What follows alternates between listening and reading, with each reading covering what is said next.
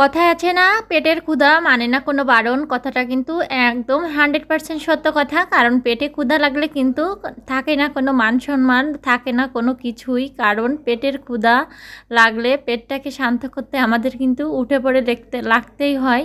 কারণ তখন কিন্তু আর মনকে বোঝানো যায় না যে খাবো না খাবো না, সেরকম একটা কিছু। যাই হোক, যেটা বলতেছিলাম যে পেটের ক্ষুধা, আসলে কথাটা কিন্তু একদমই সত্য। দেশে হোক, আমাদের সমাজে হোক, যে যেখান থেকেই হোক না কেন, আমাদের কিন্তু খেতেই হবে। কারণ পেট তো মানে না।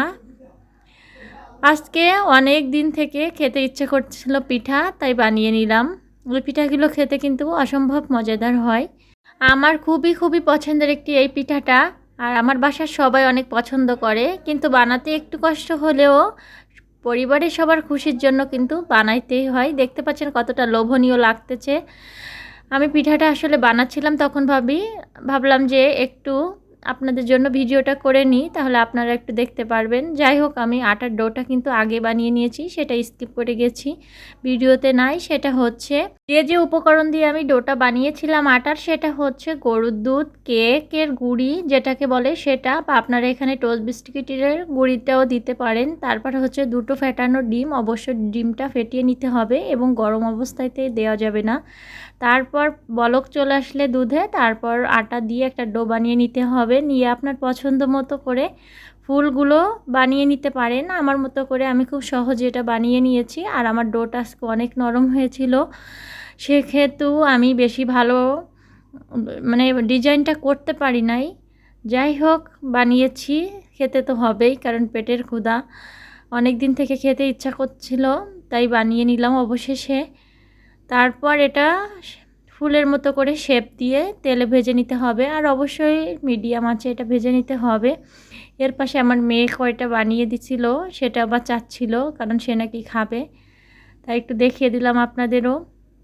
আরও অনেকগুলো বানিয়েছে, সেটা আসলে এর ভিতর ওই যে ছোটো একটা দেখা যাচ্ছে, ওটা কিন্তু ওরই বানানো। তারপর এটা ভেজে, তারপর গরুর যে দুধ দিয়ে সেমাই রান্নার মতো করে দুধটা আগে থেকে জাল দিয়ে নিয়েছি। তারপর ভাজার পর এই গরম অবস্থাতে, এবং দুধটা অবশ্যই গরম রাখতে হবে, সেক্ষেত্রে ওর ভিতর দিয়ে দিতে হবে। কথা বলতে বলতে আবারও আমার মেয়ে একটা পিঠা বানিয়ে নিয়ে আসলো, বলতেছে যে আম্মু তোমার মতো বানিয়েছি। এই যে এপাশে আবার আমার শাশুড়ি মার জন্য এটা বানিয়ে নিয়েছি, কারণ ওই ডায়াবেটিসের যে চিনিগুলো থাকে ওটা দিয়ে আলাদা করে এটা ভিজিয়েছি, যাতে সে খেতে পারে। আর আমাদের সবার জন্য তো এটা, কারণ এটা আমি চিনি দিয়ে বানিয়ে নিচ্ছি। সবাই তো চিনি খেতে পারবে, বাট সে পারে না, এজন্য তার জন্য আমি আলাদা করে নিয়েছি ওটা। এপাশে আবার চুলায় ভেজে নিচ্ছি আর দিচ্ছি, ভেজে নিচ্ছি আর দিচ্ছি, এভাবেই। যাই হোক, কথা বলতে বলতে অনেক কথাই হয়ে গেল। আমার ভিডিওটা যদি ভালো লেগে থাকে অবশ্যই লাইক কমেন্ট শেয়ার করবেন। ধন্যবাদ। আসসালামু আলাইকুম, আল্লাহ হাফেজ।